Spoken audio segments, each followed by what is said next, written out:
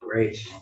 Good afternoon. Welcome to Senate Education this Valentine's Day, February 14th at 1:30. Happy Valentine's Day, everyone. Happy Valentine's Day.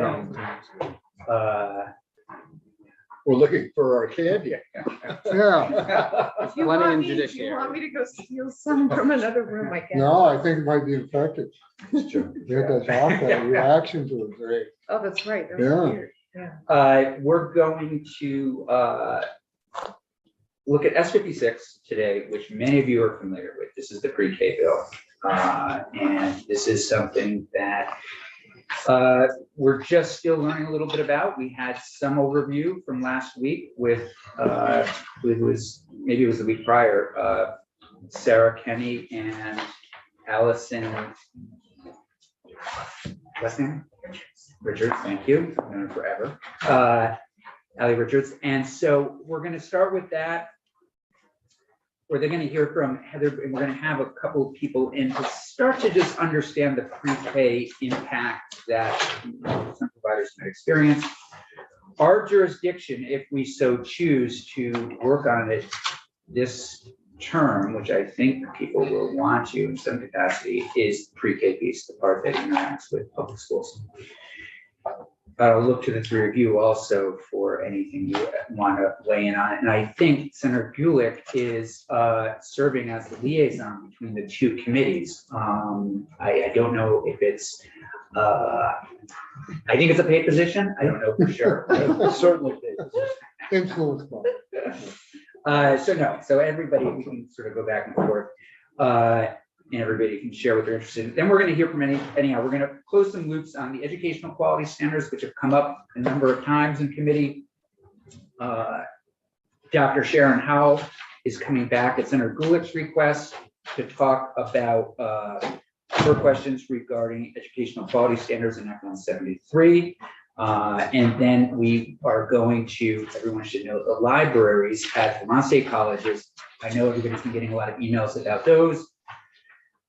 The president and provost will be weighing in and kind of giving us an update on what's happening there. And then we will shift to Senator Gulick, and she will take us through a little bit of her school construction bill.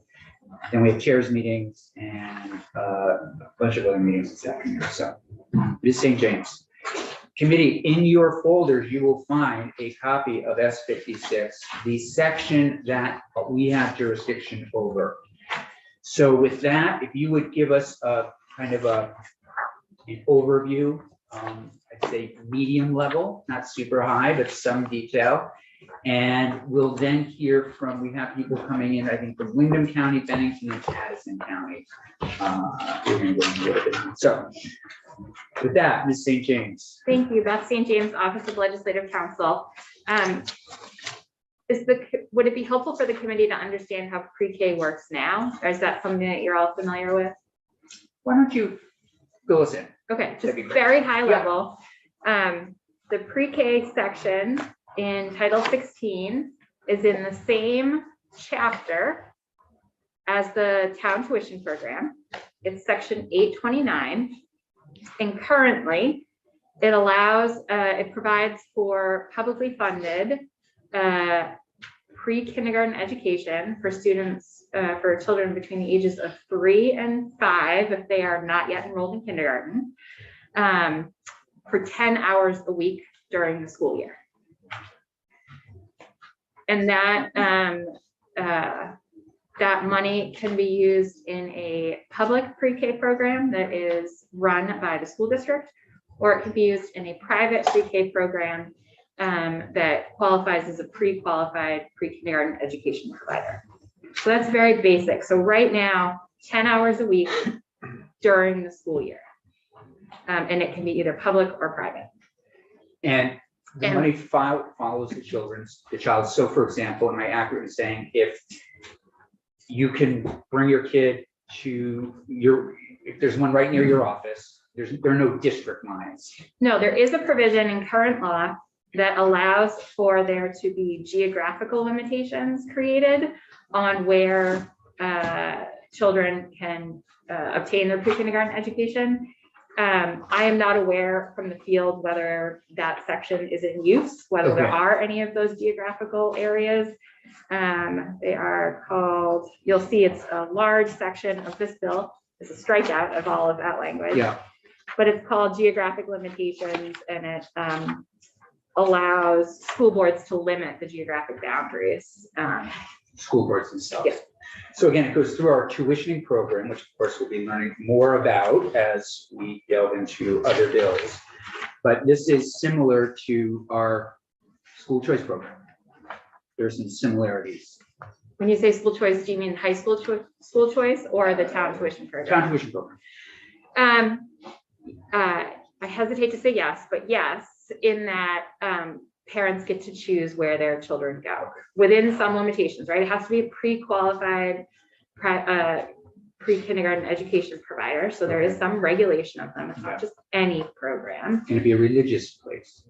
If they are Pre-approved. pre-approved. Okay. 10 hours during the school year. And then private programs can charge, they have to, there's special provisions in there about how that money is allocated to the private programs and how it's spread throughout, how private programs can charge families for the rest of the school year if they're there.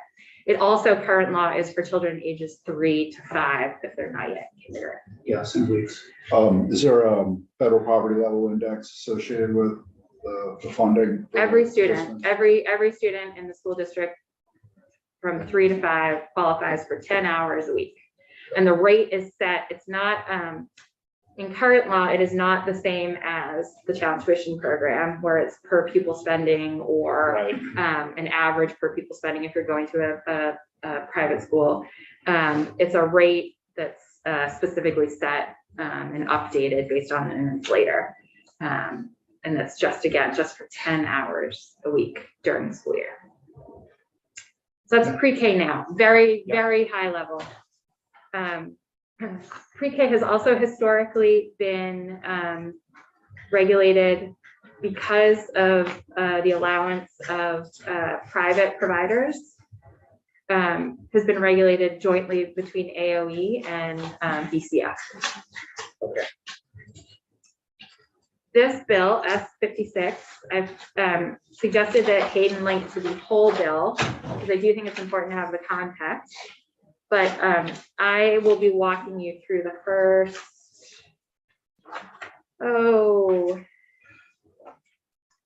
24-ish pages today. And that's what we have in front of us, just so you know. So yeah, and so I also provided just those pages Yeah, for thank the printout. What this bill does at a very high level, and I will walk you through not line by line, but kind of concept by concept, is it proposes to do a bunch of different things related to the Department of Children and Family Services that we are not going to talk about today. I actually only worked on most of the section we are going to be talking about today. The rest of this bill, actually the whole bill, was really drafted by Katie McFlynn. And so if you're interested in anything other than what we're talking about today, I highly, highly recommend having her here. We'd like to appear together at all possible times, but we are unable to make that work this week. In fact, if I may, just to give people some historical context, I was on the committee when we passed this in the House, which must have been 12, 13 years ago. And I'm looking to Ms. Kenny, if you want to weigh in if I get any of this wrong. Our intention at that point was completely exactly what kind of rolled out, the 10 hours. I think the part that kind of surprised some of us, or speaking for myself, is that it ended up not always helping low income Vermonters because a lot of people didn't just need 10 hours, they needed a lot more than that. And so it again, just some anecdotal comments I remember hearing from families and others was, you can afford the 20 or 30, then yeah, you're getting an extra 10, which is great. But if you can't afford anything, the 10 itself might not be reaching as many people as it needs to. Ms. Kenny, do you want to say anything about that? I don't know. And that's just sort of some committee experience, sort of pre and post. Yeah, I'll let you all talk Okay. through the details of the bill. I think you're right, it was, I think, 2013 when the Yeah. legislation passed, took effect in 2014, Yeah. voluntarily in 2016. And 10 hours was restrictive for some families, Yeah. although lower income families can qualify for child care financial assistance program support to be Okay. able to layer on top of that at a private partner program, Yeah, not yeah. necessarily in school. Okay, that's helpful. Okay, thank you. So at a very high level, what this bill proposes to do to pre-kindergarten education is, and I'm going to just simplify it very basically.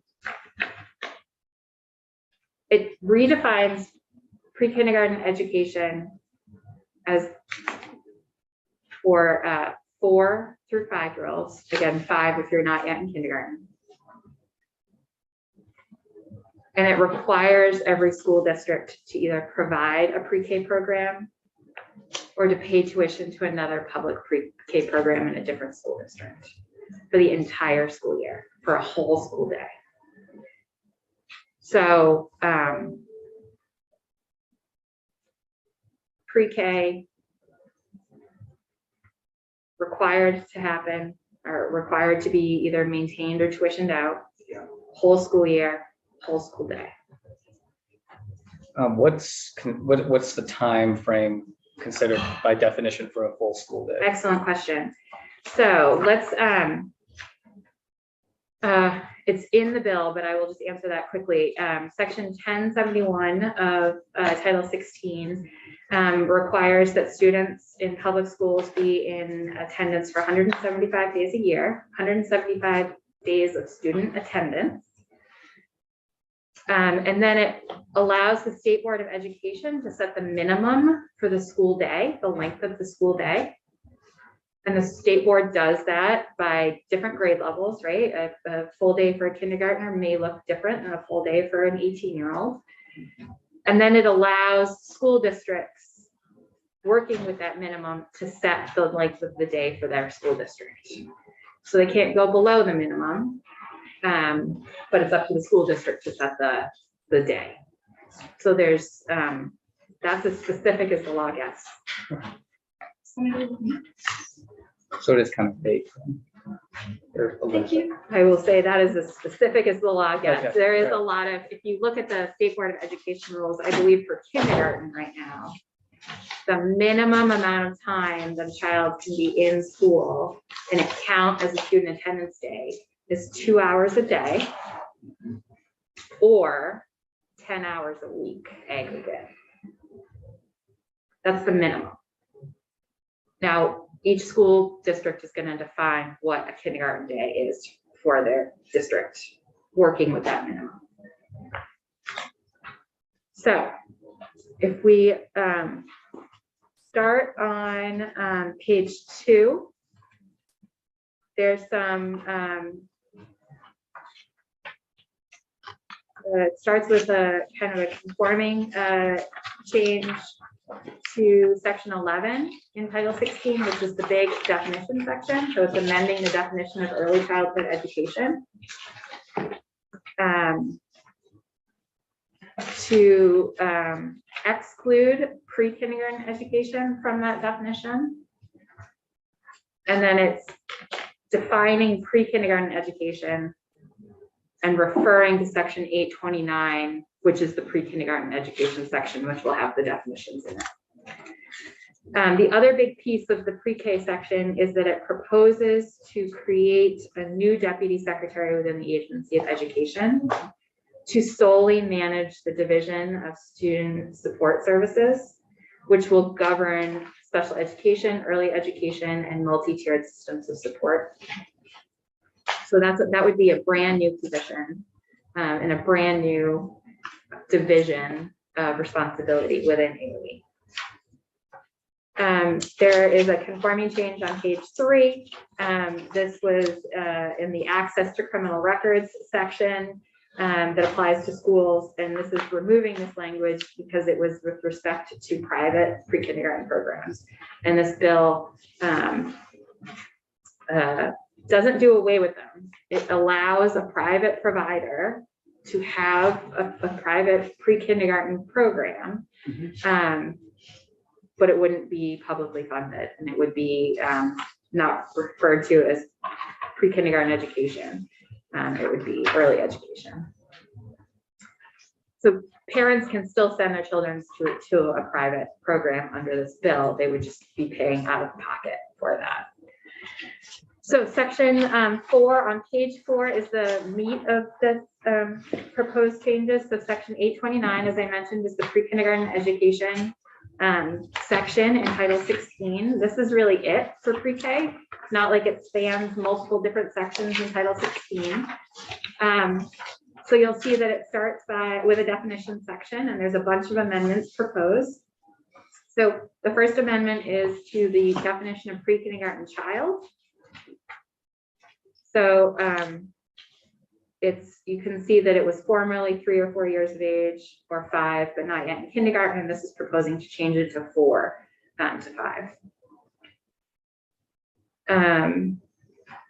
I'm not going to go over every specific change. So if you see new language or language that is struck through that I am not speaking to, please let me know if you want to go over it.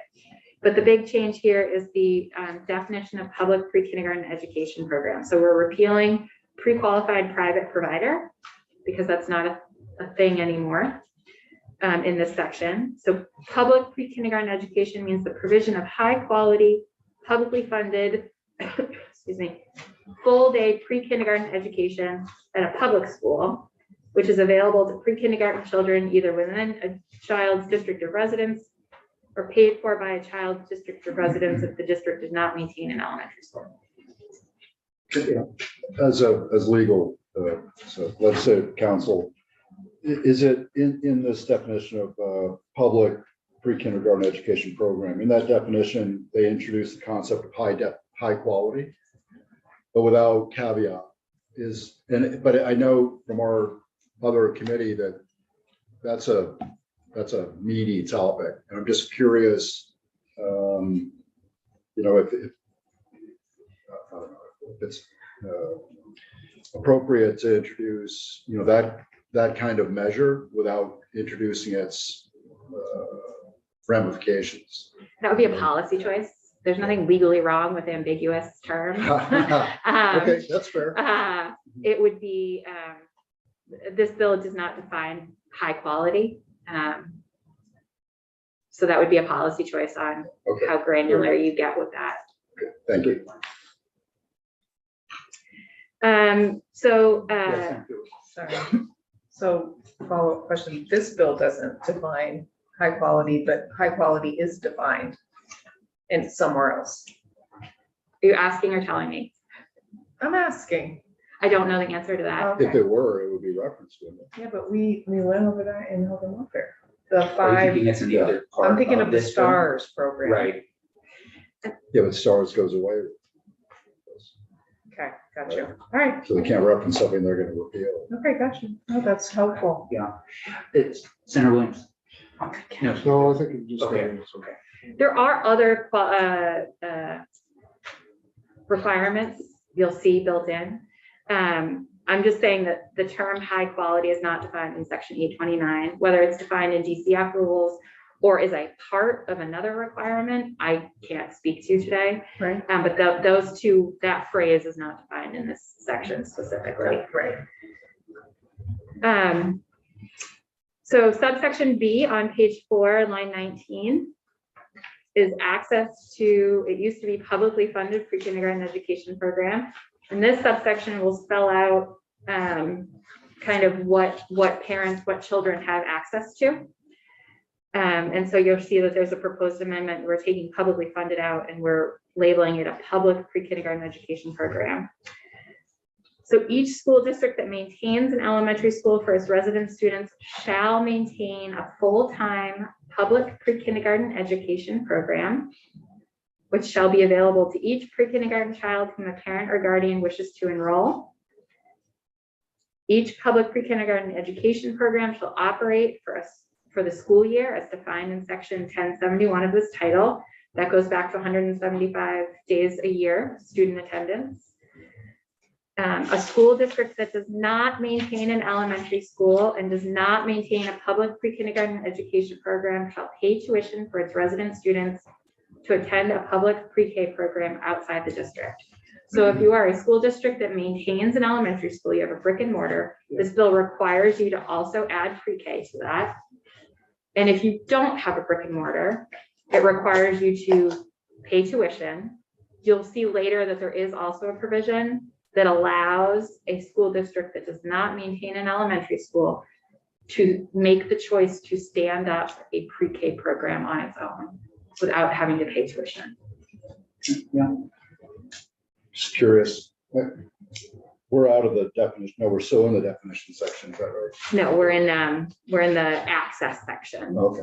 I'm just curious, like, to what extent this mandates, like, how many students? Because a mandate would be served by this program. I mean, it's like, Every Full student in the district. okay, so where's the private? Where's the, if this is public, private, where's the private? There is they no put- more, this bill takes away the private option, only public. For For a publicly for a funded parent. pre-K. Okay, Again, I am not speaking to any of the childcare components to this bill today. Which you've all covered in health and welfare, I suspect. Yes. Yes, I did that. Yeah. So this again is 4-year-olds and 5-year-olds, pre-K program, public. And again, it wouldn't preclude somebody from using their own dollars to go to an independent, private pre-K program. We'll hear from some of those folks. But this would end the days of using those public dollars to go to private pre-K providers, 4 and 5-year-olds.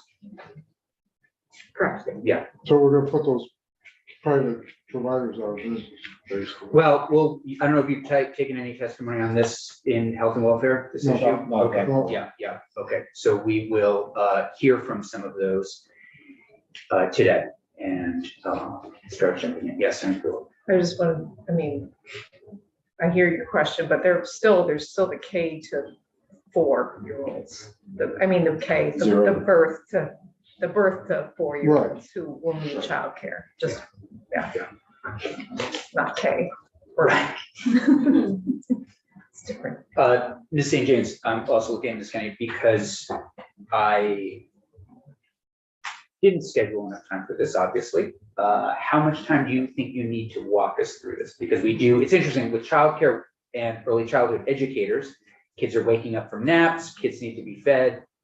And so they are on a different kind of schedule. Yes, so you have the general idea of this. Yep.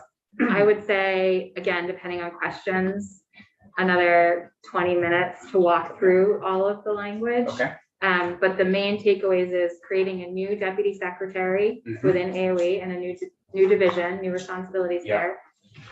And changing the program from 10 hours a week in public or private of choice. Yeah. For 3 to 5-year-olds, to public funds can only be used from ages 4 to 5, if you're not yet in kindergarten, in publicly funded and established pre-K programs. And it requires school districts who already have an elementary school to start the pre-K program in their district.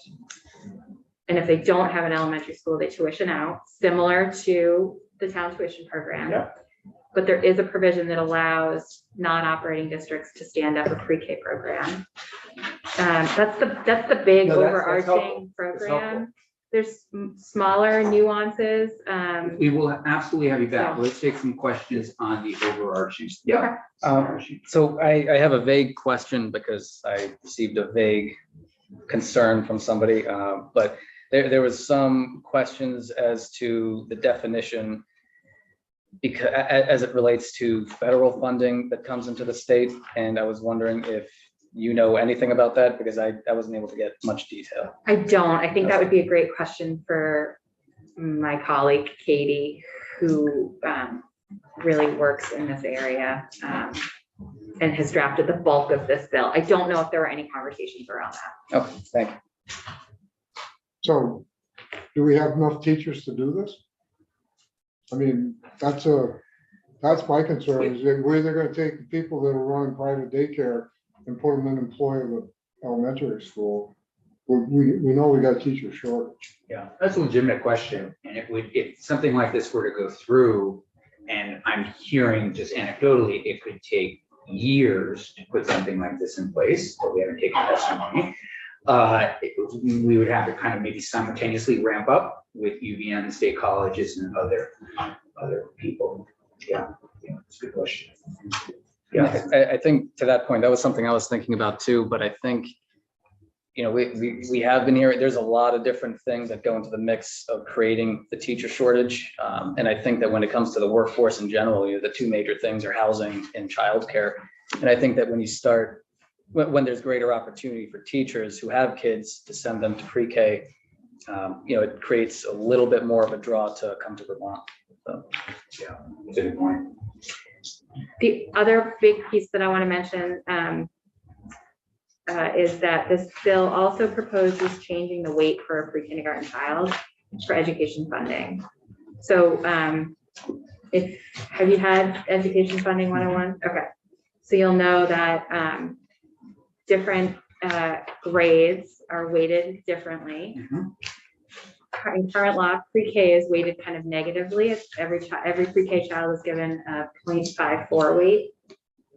Elementary school students through grade 5 are neutral. They're weighted 1. So this bill proposes to put them on par with the elementary students and weight them at 1. Okay. So to repeal the negative 0.54 weight and just make them on par with elementary students. So you have Ms. Page Jones 19. in tomorrow. Yeah, we'll find 20 minutes, hopefully tomorrow, to do the more detailed walkthrough, but that's a very helpful overview. And would you bring Ms. Otis and Ms. Liz and Ms. January in? Thanks, Steph. Thank you. Thank you. It's very helpful.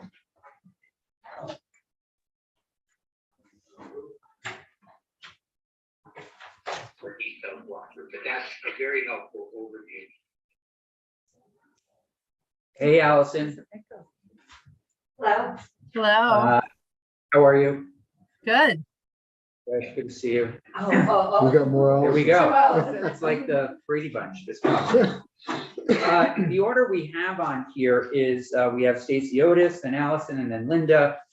Ms. Otis, I understand that you have kids waking up from naps, and so we want to go to you first and hear your thoughts, your early thoughts on the pre-kindergarten piece of this bill. Hi, everyone. Thank you for allowing me to go first.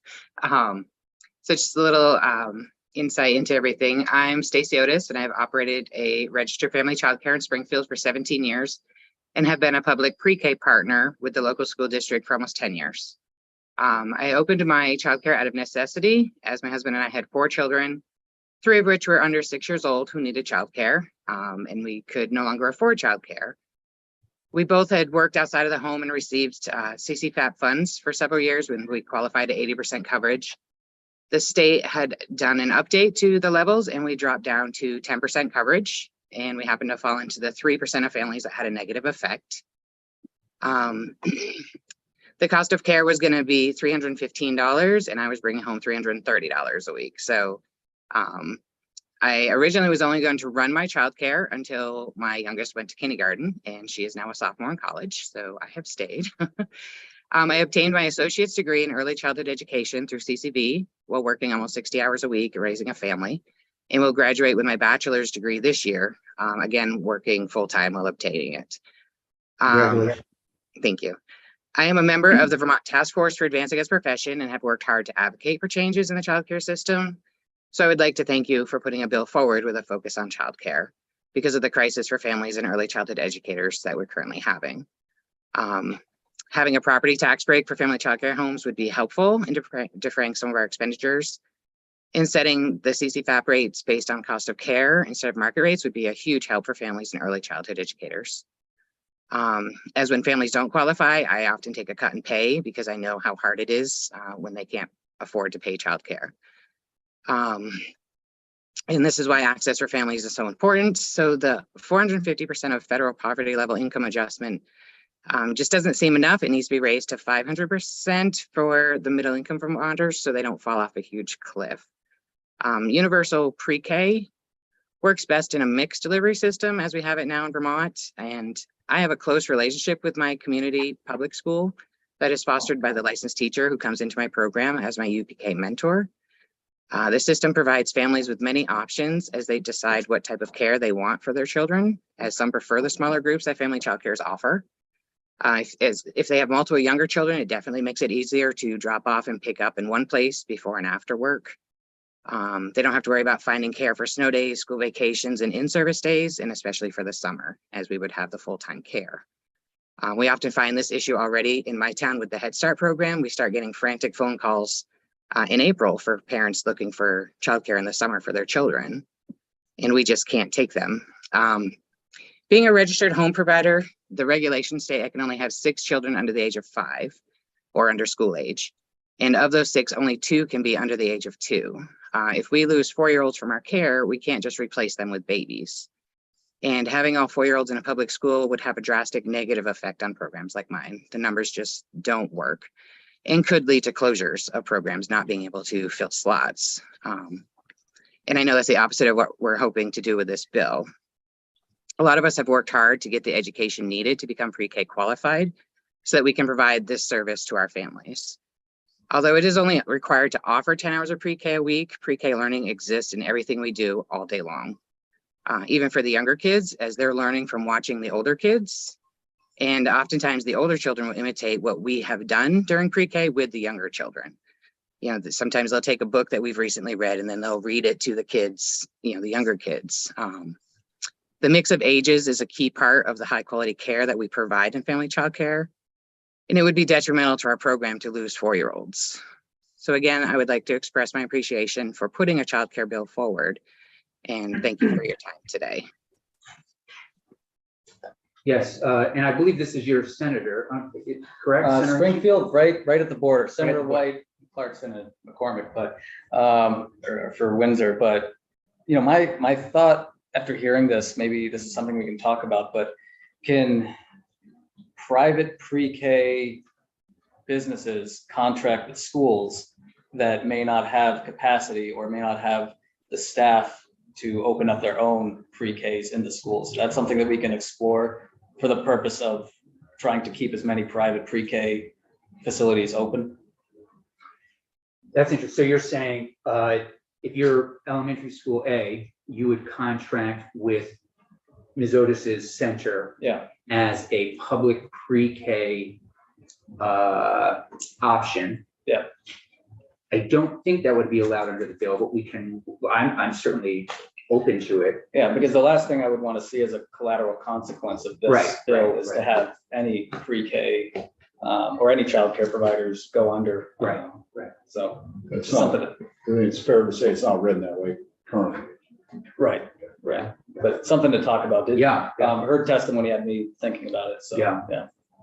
Kind of goes back to what I said Yeah. before about if these people can't compete or go to work for them, what are people gonna do during the summer? Yeah. So, yeah. Senator Buell. Since we're brainstorming, Yeah. I'll just throw this out. Could some pre-K, private pre-K providers become certified to be pre-K teachers in a public school? Yes, are Well, you answering yeah, I wanted to actually partial answer possibly to Stacy's point. So Stacy went out and got an associate's degree to be able to run her center. The new bill requires, I believe this is correct, her to have a bachelor's to run No, the center. Isn't the lead a bachelor's? I don't believe so. But the Ms. Kenny? helpers are associates. That's high quality. That's the goal, but the bill does not require that. That's like part 2 is the supporting people to move to advance in their credentials, the way that. Right, so it does have a good professional development element to it, which that's certainly, but to Stacy's circumstances, she worked after hours, she got her associates, now she's out of the business because she needs a bachelor. yeah, but she saw it. coming, Almost got her too. bachelor's. She's almost got her bachelor. She's Okay, but I'm working just towards it. saying that, you know, it's, to the point of, you know, what requirements there are to run these centers versus proposed versus current. Ms. Otis has actually been part of the group that's working on that, so she might be a great person to speak to what the sort of the move for credentials for folks in early education is. Want to say something about that, Ms. Otis? I'm sorry, I didn't catch the last bit of that. I'm sorry. Credentialing. So you're finishing a bachelor's degree right now. Correct. Can you just say something of maybe what motivated you to get the bachelor's degree? Is this just, not just, but is this part of your sort of professional, personal development? Is it in any way connected to your program itself and the quality that you offer? Can you just say something about your motivation? Sure. I mean, it's a little bit of all of that. To go to school, you know, finish my bachelor's, it was always a thing that I told my children, you know, college, this, you know, you need these papers sometimes for certain jobs. And I had never done that. So I did that now. And I'm working with Advancing as a Profession, where we're really trying to get the high quality and showing that associate's degrees, bachelor's degrees, you know, to run our programs, to do this, and knowing that potentially this is where it was leading.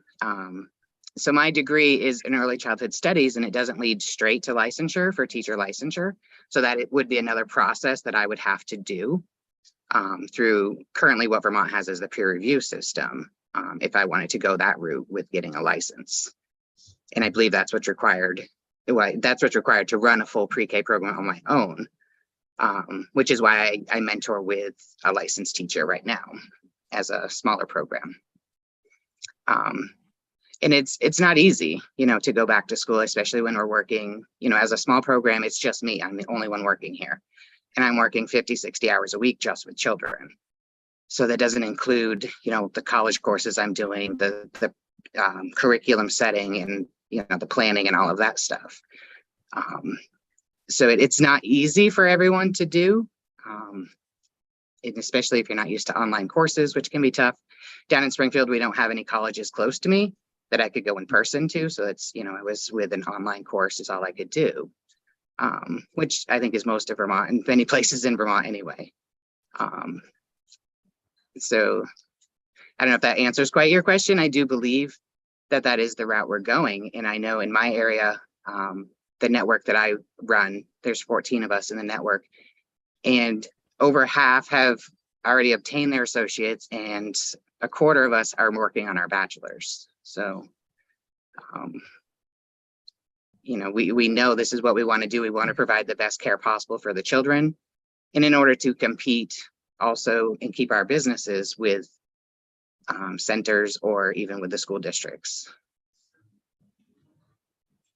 Yes. That was one of the concerns one of my constituents came to me with, is that they keep changing the rules. So they meet the requirement and then they up the ante. And now she can't, this one individual had to close her facility.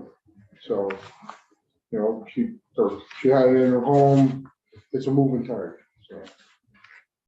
Well, we appreciate, I mean, your concern is that if we were to move to public pre-K, it would negatively impact what you're offering right now and could, of course, unintentionally force your closure. And it sounds like for learning environment, having those 4 and 5-year-olds is also very key to, you know, model behavior, all that kind of thing. Correct. I mean, last year I had an opening and I already had my infant slots filled. Like I said, I can only have 2 kids under the age of 2, and all I was getting for phone calls were 4-month-olds. So I had an opening for several months that I could not fill because of that. So if we're taking out a whole nother age group, you know, that does make it that much harder for us to fill those slots. And, you know, financially, we need our 6 slots filled. Okay. Ms. Otis, we recognize you probably have kids waking up right now, so we will go to, I think, Allison, you are next, but feel free to stay on, Stacy, if you'd like. Okay, thank you very much. Great. Allison. Hi, I did just want to make one note that you had mentioned in your discussion there, well, maybe the public school systems can partner with these private programs. That is what is happening right now. The public school systems don't have the capacity to serve all 4 and 5-year-olds. And so they're partnering with programs. We become qualified through the Agency of Education to be a pre-K partner, and we are serving those 3 and 4 and 5-year-olds in our programs. So I just wanted to make that clarifying point. And now I'll get into my testimony, which I did send over to Hayden. So hopefully he has shared that with all of you. Thank you for this opportunity to share my story with you today. My name is Allison Grisb. I have worked in the field of early childhood education for over 25 years. I have a master's degree in early childhood education, and I hold a Vermont Level 2 teaching license, ages birth through 6. I am currently the director of the Bennington Early Childhood Center in Bennington. We are a pre-qualified pre-K partner site through the Agency of Education, and we are a 5 stars quality early childhood education program through the Child Development Division of the Agency of Human Services. We partner with both the Southwest Vermont Supervisory Union and the Bennington Rutland Supervisory Union. We serve 70 children in our community. And this year, 39 of those 70 students are receiving universal pre-K funds. 23 of those students are 4-year-olds and 16 are 3-year-olds. We have been partnering with public school systems since 2008. Our program is open 7:30 to 5 o'clock each day, with options to attend as few as 3 mornings per week or as much as 5 full days per week. Our program does run on a school year schedule, so we're open September through June, closed for school vacation weeks, just like the school system, but we offer camps on those vacation weeks and camps throughout the summer. So families who do need year-round care are able to get it. Our high-quality program is sought after by many families in our area, including those that work at Bennington College and Southwest Vermont Medical Center. Our program is child and family-centered, offering a variety of hands-on learning experiences and the introduction of the scientific method to encourage our students to become independent thinkers and instill a lifelong love of learning. Currently, our pre-K students are learning about the properties of matter. They're writing their own stories and mastering 300-piece jigsaw puzzles, just to name a few things. They're going home and sharing their knowledge with family members and are excited and eager to come to school every day. Today, I'm here to talk to you about how Universal Pre-K has impacted our program as a business and as well as how it benefits our families. Universal Pre-K funds help to keep our program afloat financially. This financial benefit comes around in 2 different ways. First, the state's rate per hour for pre-K is higher than what we charge for our other hours during the day. And so subsequently, we're able to pay our teachers a little bit more because we have more money coming in, although it's still not enough. And secondly, families who start at our program as 1-year-olds or 2-year-olds often come for just 3 mornings or 3 days. And then when they hit that 3-year-old mark and they start getting funding from Universal Pre-K for those 10 hours, they up the ante because they're used to paying whatever it is, a couple $100s a week. Now that time is being covered by the state. And so they pay for or they add on a couple hours or a couple days per week and continue paying the same amount that they were paying. So that helps our enrollment. Sorry, my phone is ringing. And being a pre-K partner site is not only financially advantageous for us, but it also provides us with a network of other pre-K partner programs to share ideas with, and it offers us professional development opportunities through the supervisory unions that often are of greater quality and certainly of greater cost than we would be able to provide our staff ourselves.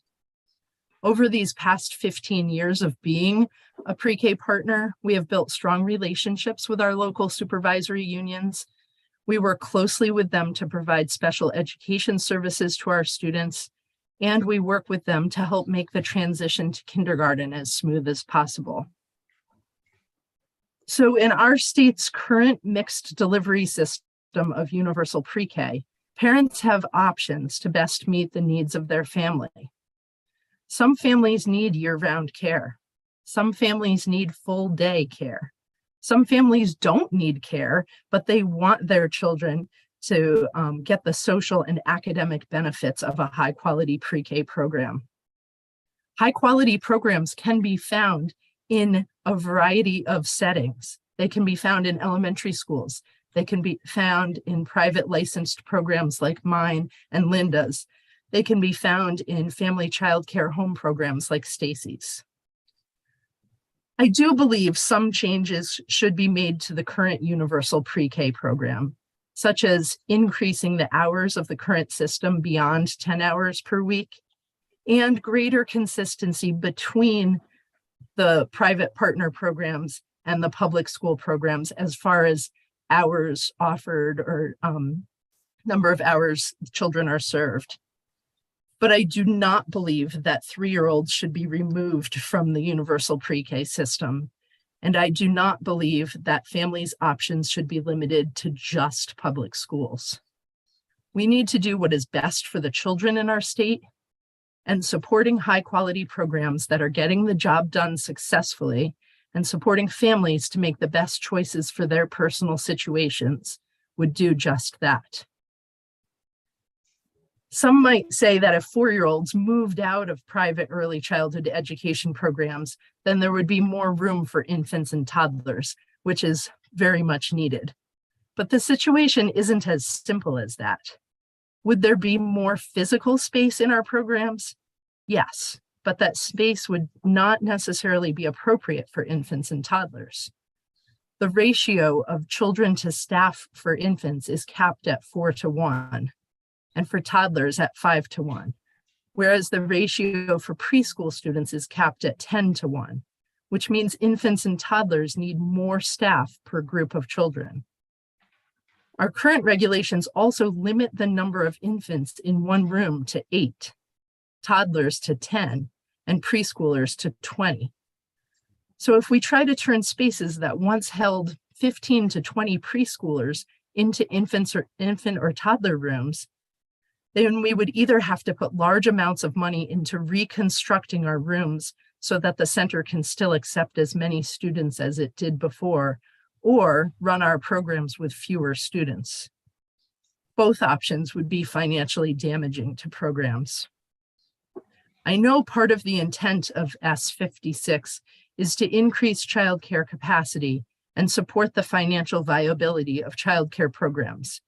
However, I fear that this proposed change to the universal pre-K program would have the opposite effect.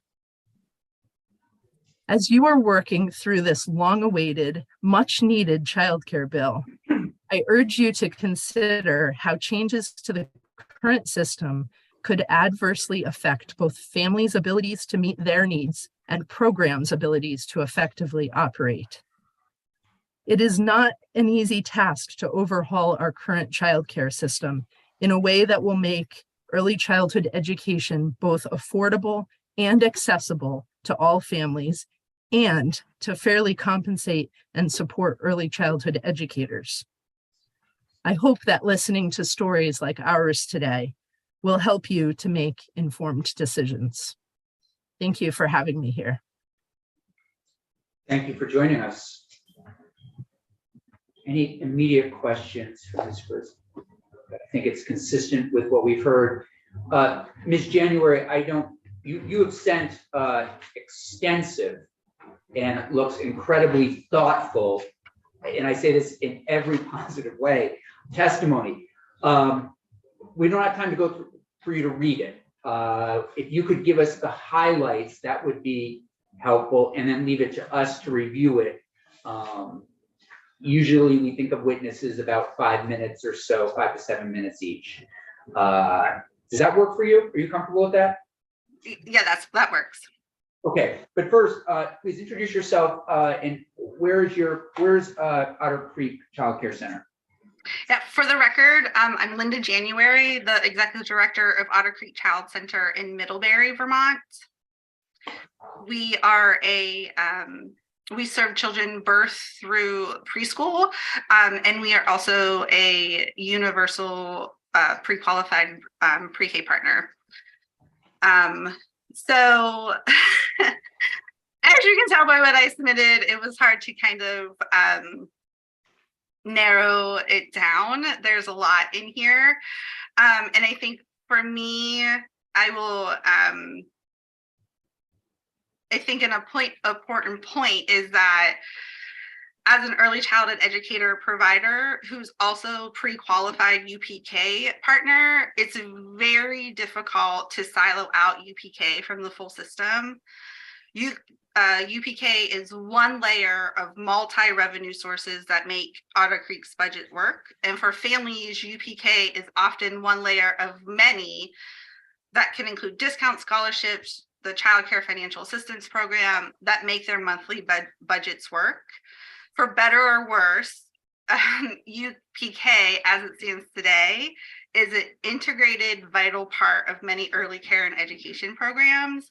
And it's one piece of the funding puzzle that makes early care and education programs affordable to families. My concerns with the changes laid out in S56 with pre-K are kind of summarized in 5 different themes that have emerged for me as I've been reading and watching and listening to all things S56 related. It's becoming all consuming these last few weeks. So I'll just touch on those 5 themes. And Allison and Stacy also touched on them briefly. So the first is that the UPK system is complex and no one likes it.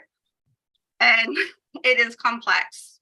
It's complex on both ends of it. As a private provider, currently we partner with 4 districts, which means there's 4 contracts, 4 attendance systems, 4 invoicing systems, 4 payment schedules. And in Addison County, school districts are partnering with over 30 pre-qualified programs. It is a lot of paperwork, but the important thing to know is that we're making it work. On the ground, private and public programs have created effective systems that are working. And we've been doing this since Act 166 was passed in 2014. And actually, many of us have been doing it long before the current system was in place. The second theme I'm hearing is this idea that private programs don't like the AOE involved and public programs don't like human services, the Agency of Human Services being involved. And I agree that that dual oversight of the system makes it complex, and that there are complaints on both sides. But what I will say is when you drill down to the local partnership level, it is working. Relationships are being built between private and public programs, and we are meeting the needs of families and children. Where it's not working and where frustration lies with the field is at the highest level of management, directly between the Agency of Education and the Agency of Human Services. As a pre-qualified UPK program, my biggest frustration comes when communication to the field isn't direct, when questions go unanswered, and when new mandates are created without adequate resources or supports for programs to meet those mandates. It's not with my local partnership with my local supervisory union. Excuse me. Another theme is these changes will alleviate the dual oversight and simplify the system. There was a system analysis that I hope you all are aware of that was completed in the summer of 2022. And that system analysis recommendation was to create a new unit of state government that is focused entirely on early childhood with a single empowered leader with oversight of a core cluster of key early childhood programs. This proposal goes directly against that recommendation. And as a private program, it doesn't get rid of that dual oversight. As a program, you would still be caring for 3-year-olds and 3-year-olds who would be receiving early essential education. We would still be required to meet education laws, rules, and mandates by serving those children. So it just silos the system further without actually making it less complicated. Allison touched on this next one, is that if 4-year-olds leave the private sector, it will fix the capacity issues for infants and toddlers. And I will just say it again, as clearly as possible, a preschool space does not equal an infant toddler space in any way that you examine it. They are not the same. And the last theme is around this idea that families can still choose to access the private sector for their 4-year-olds. And in theory, yes, there will be space for families to still access the private sectors. But my fear is that with the changes to UPK, along with changes to CCFAP, that families above 450% of the federal poverty level will be priced out of the system.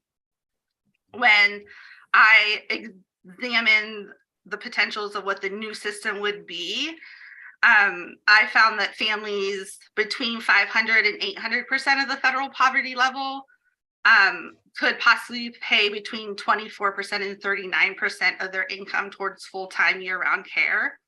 And that's for an infant and a 4-year-old. That's a potentially a $4,400 monthly payment. There's no family currently at Otter Creek who could afford that. And that would affect 40% of our current population that could potentially be priced out. And so there is a lovely quote here from a family at Otter Creek. There's also, I'm the co-leader of the Addison County Directors Network. And in that network, we've been talking a lot about S56 and concerns.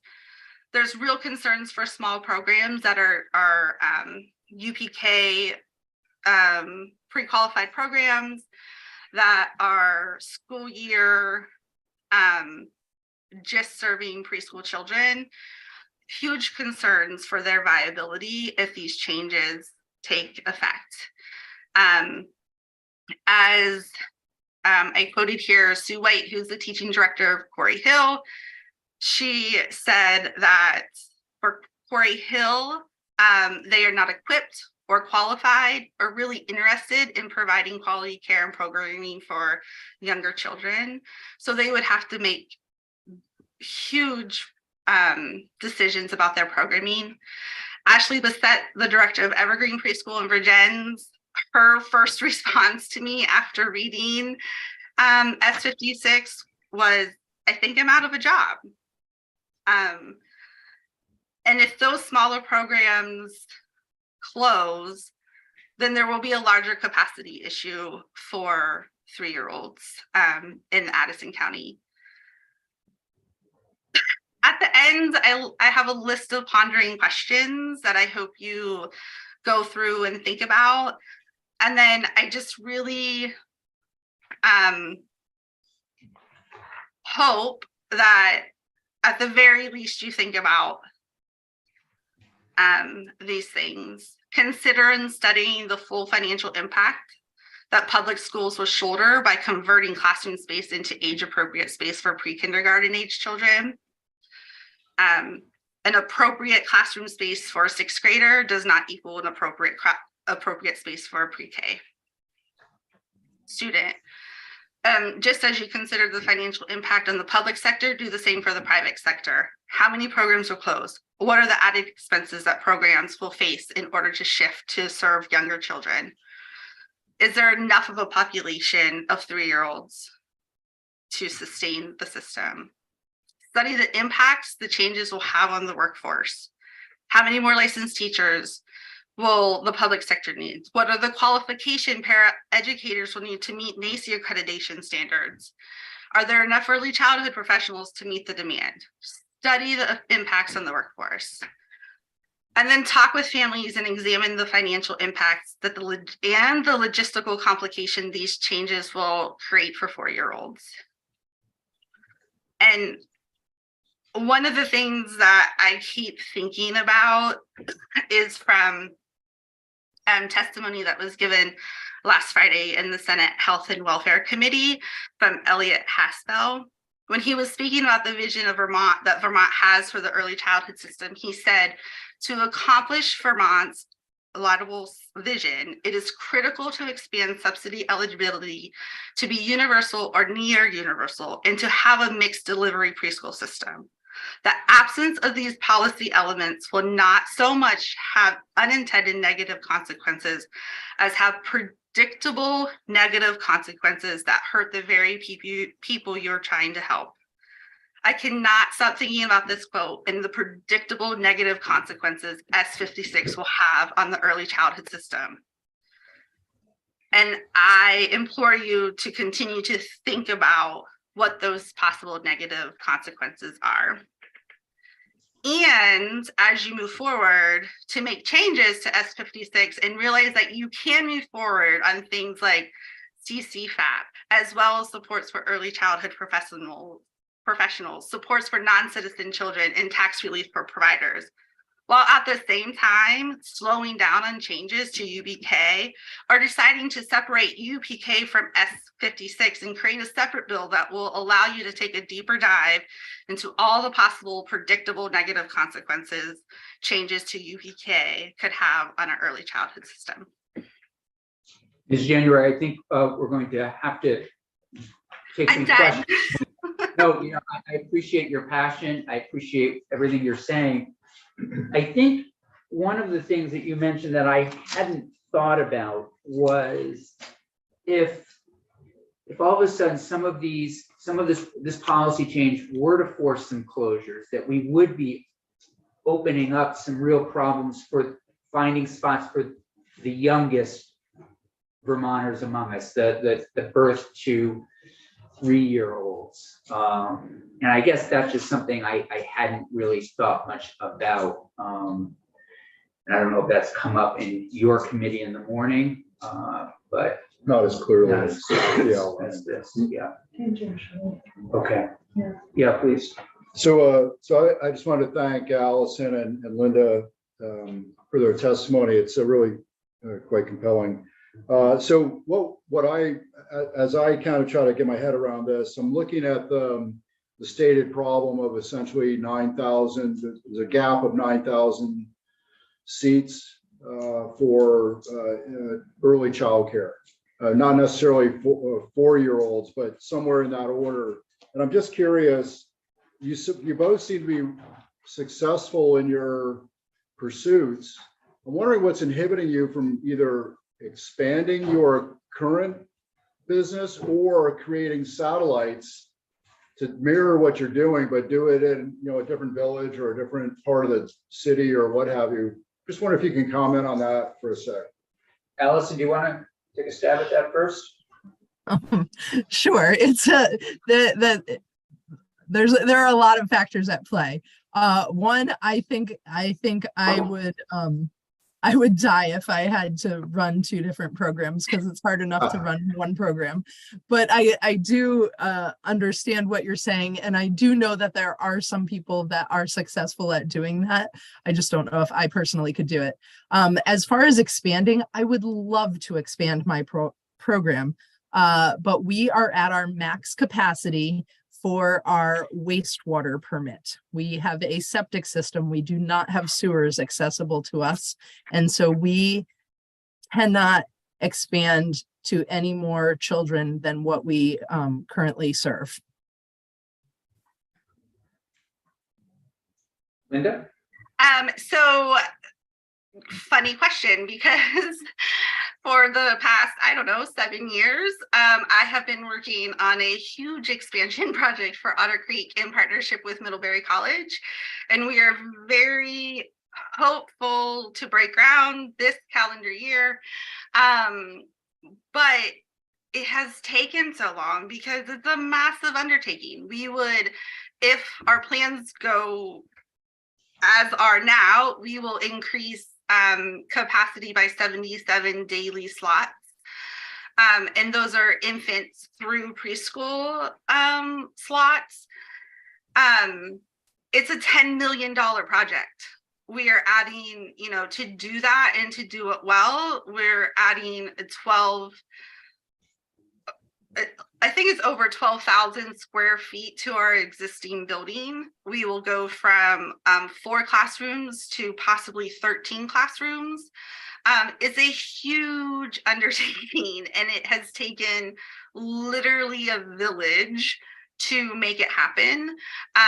We have, we have some funding coming that we're excited about, and we'll be applying for other grant opportunities, but the amount of capital required to expand and to create truly developmentally appropriate space is just, yeah.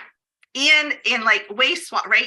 We are in sewer. I don't have to deal with wastewater, but I have to do an environmental review that's costing us $40,000.